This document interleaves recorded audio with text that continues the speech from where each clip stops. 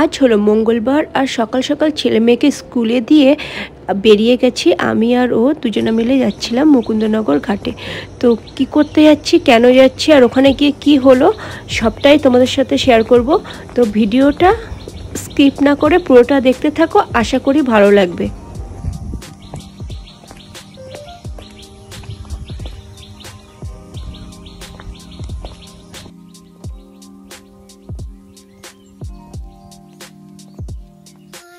Good morning, কেমন আছো তোমরা সবাই? নিশ্চয়ই ভালো আছো, আর আমিও খুব ভালো আছি। আর আজকে কিন্তু আমি পুরো একটা অন্য জায়গা থেকে ভিডিওটা শুরু করছি। তো আমার পেছনে দেখো, এই গুড মর্নিং বলো সবাইকে। তো কোথা থেকে বলবা?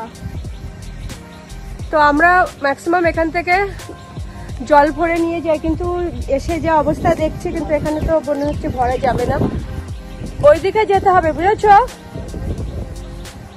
তো সকালবেলায় জল ভরতে এসেছিলাম, গঙ্গার জল। তো এসে দেখি পুরো প্যানাতে ভর্তি, আর এখানে সবাই স্নান করতো।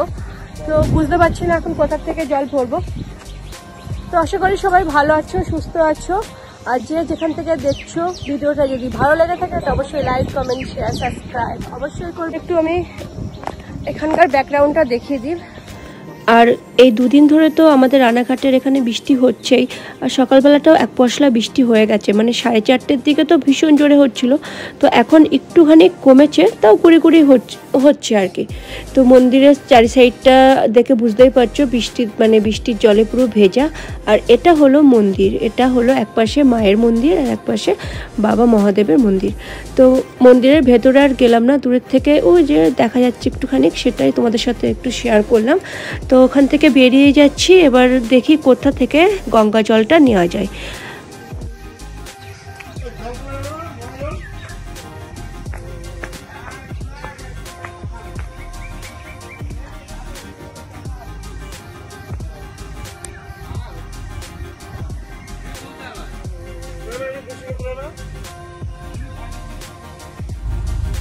যাবে না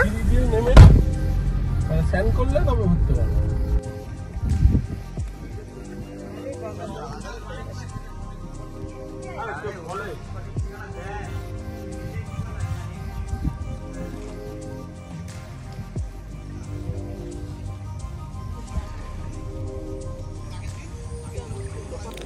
আর জল ভরতে এসে মানে এখন তো ভাটা চলছে, তো এদিকে জলের যেমন স্রোত আর তেমন হলো প্যানাতে ভর্তি।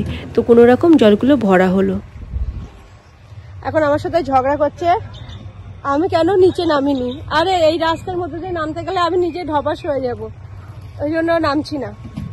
সুন্দর একটা পরিবেশে এসে মনটা পুরো শান্ত হয়ে গেল।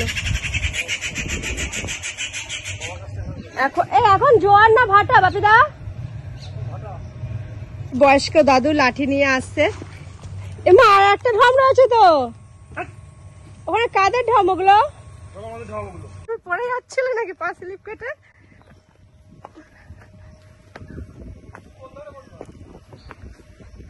আমি বসলেই হলো। তো সকাল সকাল কর্তার জন্য এখানে আসতে পারলাম আর কি। তো আমি শুয়েছিলাম, তো বললো তুমি কি যাবে? তো আমি বললাম হ্যাঁ চলো ঘুরে আসি।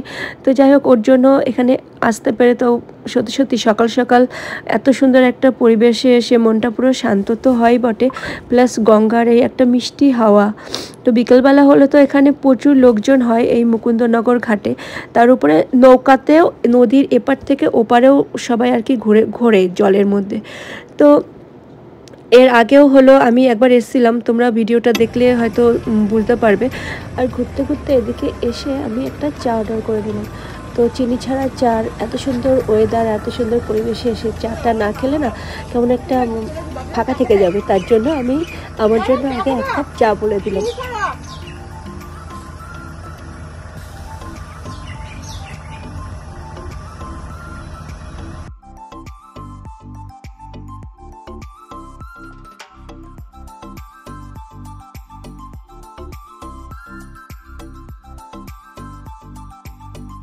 তো বেরিয়েছিলাম তো 7:30টার সময়, ছেলে মেয়েকে যেহেতু স্কুলে নামিয়ে দিয়ে তারপরে গেছি, আর বাড়ি আসতে প্রায় 8:30 বেজে গেছিলো। তো এসে এবার ও তো দোকানে যাবে, তো তাড়াহুড়ো করে বিছানা পাটি সব গুছিয়ে নিলাম, নেওয়ার পরে চলে গেলাম রান্নাঘরে। আর 1 ঘন্টার মধ্যে প্রায় সব কিছু রান্নাবান্না কমপ্লিট করে নিলাম। আর তাছাড়া শান্তনা ছিল, ও তো হলো কেটে কুটে গুছিয়ে রেখেছিলো। আর তার সাথে আমি যাওয়ার সময় ওকে বলে দিয়েছিলাম যে তোমাদের 3 জনে মানে মা, বাবা আর ওর জন্য রুটি আর বেগুন ভাজা করে নিতে। তো ও ওই কাজটা করে গেছিলো। আর বাড়িতে এসে চালটা নিয়ে আগে দৌড়ে রান্নাঘরে গিয়ে ভাতের জলটা বসিয়ে দিয়েছি।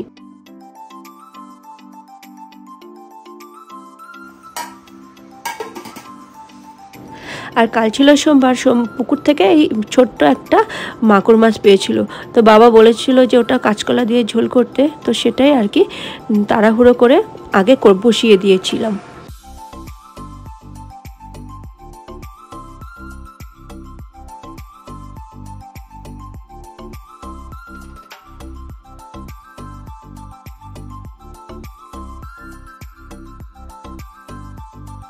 আর জানো তো বন্ধুরা, যেদিনই ভাবি 2 রকম পদ করবো সেদিনকে আমার 3-4 রকম তো হয়ে যায়। তো মা বললো যে কচু পাতাগুলো এনেছে তোমার বাবা, তো আমি বেচে দিই, তুমি ওটা বেটে দাও। ঠিক আছে দাও। তারপরে করতে করতে তোমার কি কি রান্না করেছি তোমরা জাস্ট দেখো।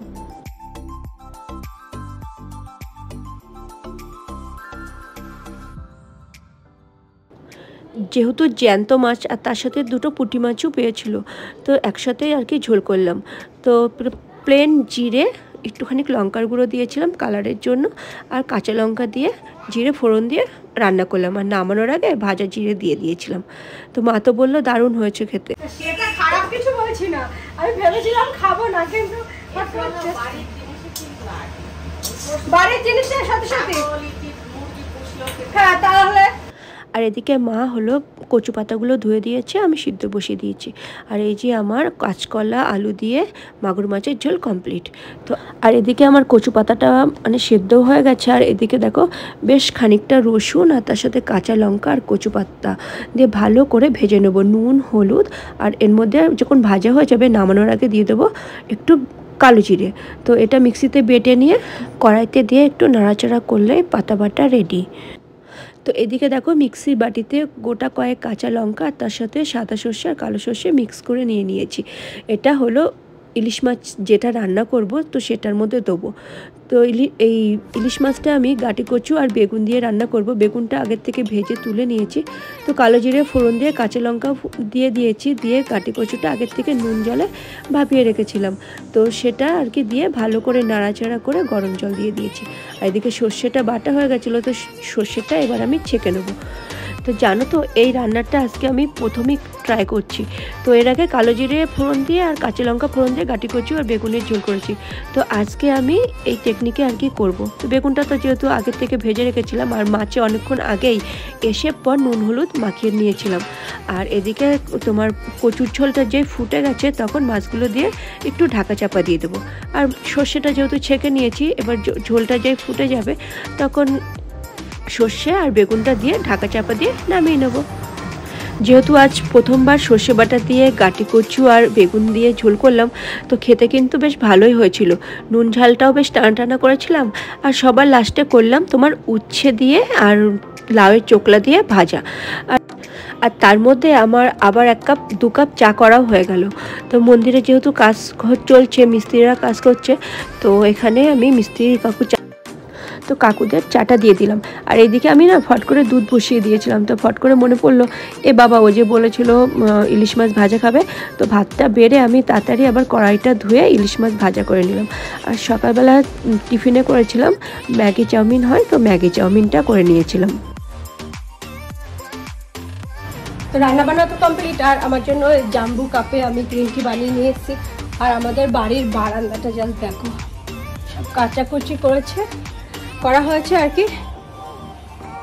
আর বৃষ্টি হচ্ছে, যেহেতু আজকে সকালবেলার থেকেই বৃষ্টি হচ্ছে, প্রায় ভোর 4:30টার সময় তখন আমি উঠেছিলাম, তখন থেকেই বৃষ্টিটা শুরু হয়েছে। তার আগে নাকি সারা রাত ধরে হয়েছে মনে হয়। তো যাই হোক, এখানে একটু এলাম রান্নাঘরের কাজকর্ম সেরে, এই যে এবার গ্রিন টিটা খাবো, খেয়ে যাবো স্নান করতে। আর বাদ বাকি রিকির খাবারটা বাদ দেওয়া সব কমপ্লিট। মোটামুটি সবারই খাওয়া দাওয়া দেওয়া হয়ে গেছে, আর কর্তা দোকানে চলে গেছে, আর ছেলে এখনও স্কুল থেকে এসে খাওয়া দাওয়া করেনি। তার কারণ ওর দিদি আসবে, দিদি আর ও দুজনে মিলে একসাথে বসে খাবে, তাই তো গুল্লু? তো সকাল সকাল মুকুন্দনগর থেকে ঘুরে আসার পরে বাড়িতে এসে 1 ঘন্টার মধ্যে রান্না বান্না কমপ্লিট করে ওদেরকে খাইয়ে দোকানেও পাঠিয়ে দিয়েছিলাম। তো যাই হোক, যদি ভালো লাগে তো প্লিজ একটা লাইক করে দিও। তো আজকের মতো টাটা, সবাই ভালো থাকবে, সুস্থ থাকবে।